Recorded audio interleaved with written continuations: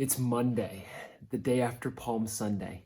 Jesus has already stirred the whole city, and he spent the night in Bethany. Now, AD 33, he gets up on Monday morning to display another characteristic of who he is, right? Because that's what this Holy Week is about. It's about seeing Jesus. It's about Jesus being on display and knowing him in specific and clear ways. So if Palm Sunday was about Jesus being the King and Jesus being the Savior, well, Cleansing Monday or Judging Monday, or however we want to call our Monday, is a day where Jesus is showing himself as judge and teacher, right? These elements of authority as we see Jesus coming on the scene on Monday morning. Well, he heads into Jerusalem again after spending the night in Bethany, and he curses a fig tree, which is it can be a little weird for us. Why would you curse a fig tree? Why would you do this to a tree not bearing fruit?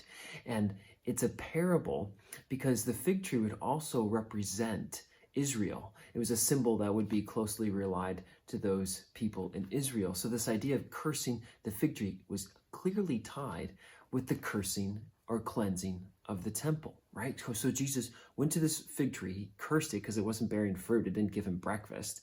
And then he went to the temple.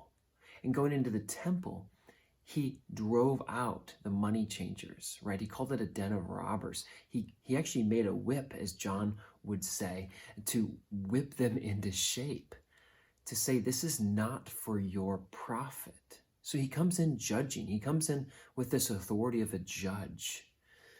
And he starts to teach them. He starts to proclaim things about God and the true things of God. And we start to go, so what is this all about? Well, this is about Jesus displaying that he has authority, right, to check the heart, right? This is about the heart of worship. This is about what we believe and in what we act upon, right? What are we rooted in? So Jesus coming into the temple in a real way is saying, this is where you're supposed to hear from God and pray to God, right? This is supposed to be a house of prayer. And man, Jesus is coming in saying, I'm going to teach you in the very place where you are to meet with God. Jesus is bringing back to the temple the very voice of God, right? That's Jesus. He is God. He's displaying himself in that way in his teaching and his authority there. And so what we want to look at just briefly is Luke 19, verses 47 and 48. And this is what Jesus is doing. He says, he was teaching daily in the temple, and the chief priests and the scribes and the principal men of the people were seeking to destroy him. Feel that tension. Feel that tension in the Jewish leadership. That's what's going to start building this week. We have to note that. Because Jesus displaying himself will cause one of two things: people to worship him or people to hate him, right? Because it exposes our heart. And that's what Jesus is about. He's about getting to the heart. But this is what happened in verse 48. They did not find anything they could do, for all the people were hanging on his very words. Jesus is about the heart, exposing true worship. This is about Jesus coming in and showing that he can be a true judge. Now we might say, well, cursing a fig tree and creating a whip, that doesn't sound nice. That doesn't sound kind. Is this really the Jesus we saw on Palm Sunday? I was wrestling with this, right? But our Jesus, though compassionate and gentle, is not a pushover Jesus. Our Jesus is a true judge. And what a great parallel to his characteristics on Sunday, Palm Sunday, to his characteristics on Monday, that he's not a pushover, right? He's a judge. A judge isn't mean or rude if he condemns a murderer, right? The judge does that. That's his ruling. That's his authority.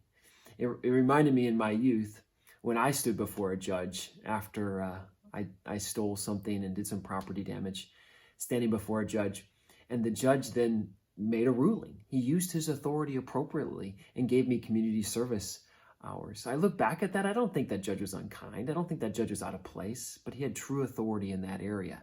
And I actually look back with thankfulness that he did what was right. right? And that's the same thing our Jesus does. He comes in as a judge to do what is righteous and to do what is just. That's our Jesus.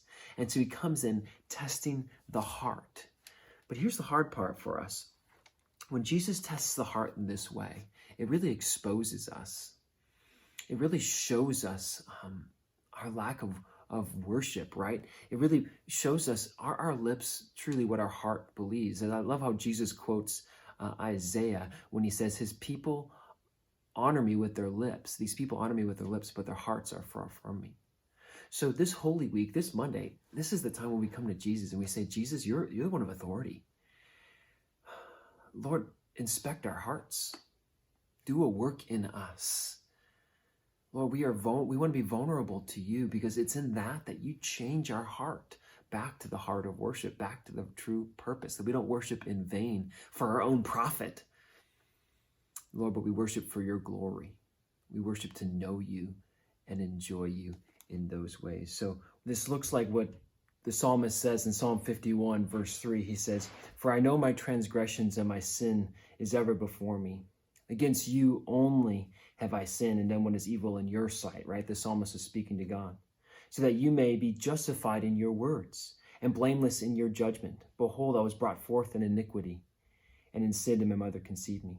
Behold, you delight in truth in the inward being, and you teach me wisdom in the secret heart, right? That's what we want the Lord to do. We want him to come in to expose our heart, to be just with his ability to expose and have authority over us.